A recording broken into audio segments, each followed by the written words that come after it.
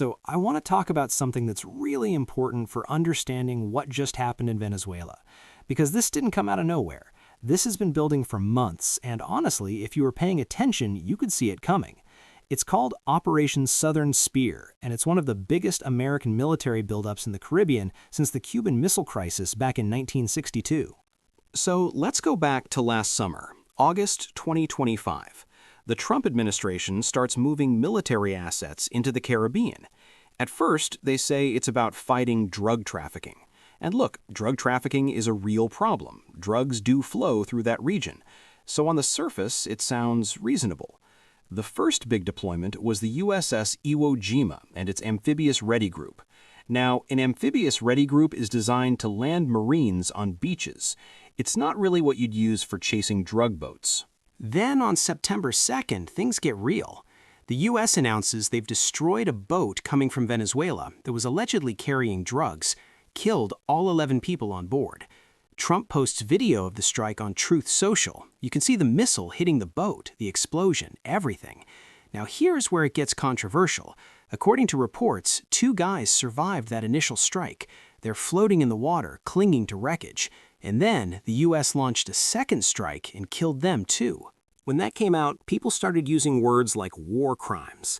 The UN called these strikes extrajudicial executions. But the strikes kept happening, week after week. By the end of December, they'd hit over 30 boats and killed more than 110 people. The government said they were all drug traffickers. Critics pointed out that none of the dead were ever identified. No evidence was ever made public showing what, if anything, was on those boats. In November, things escalated dramatically. The USS Gerald R. Ford arrived. That's America's newest and most advanced aircraft carrier. When you deploy a nuclear-powered supercarrier to a region, you're not there to chase speedboats. Analysts started openly saying this looked like preparation for regime change. Secretary of Defense Pete Hegseth formally unveiled Operation Southern Spear as a joint task force operation. The stated goal was still fighting drugs and removing narco-terrorists from our hemisphere, but then White House Chief of Staff Susie Wiles gave an interview to Vanity Fair and was a lot more honest about it. She said, and I quote, "He wants to keep on blowing boats up until Maduro cries uncle." So there it was. The actual goal wasn't really about drugs. It was about Maduro. By late November, the U.S. designated the Cartel of the Suns, which they claim Maduro leads, as a foreign terrorist organization. Then, in December, they went after Venezuela's oil, which is really the country's only source of income. Special forces launched from the Ford seized an oil tanker carrying Venezuelan crude. Trump announced a total and complete blockade on sanctioned oil tankers. They seized a second tanker. They chased a third one that refused to be boarded. On December 26th, just a week before the big strike, the U.S. hit a target inside Venezuela for the first time. A drone strike on a dock facility that they said was used for loading drug boats.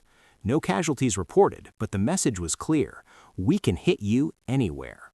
Throughout all of this, Congress kept debating whether to do anything about it. Democrats and a few Republicans tried to pass resolutions requiring congressional authorization before any attack on Venezuela. Every single time, those resolutions failed, usually by just a few votes. Here's what really gets me about this whole thing. The administration kept telling Congress that regime change wasn't the goal. Secretary of State Rubio sat in classified briefings and said that wasn't what they were doing. Experts had been warning for months that all these military assets weren't really about drugs. The Center for Strategic and International Studies put out analysis saying that carriers are poorly structured for striking drug boats, but well-structured for strikes against Venezuela. They said the U.S. was like an archer with an arrow drawn. You can't hold that position forever. Either you shoot or you stand down. Well, now we know which one they chose. Looking back, the signs were everywhere. January 3rd, 2026 was that something.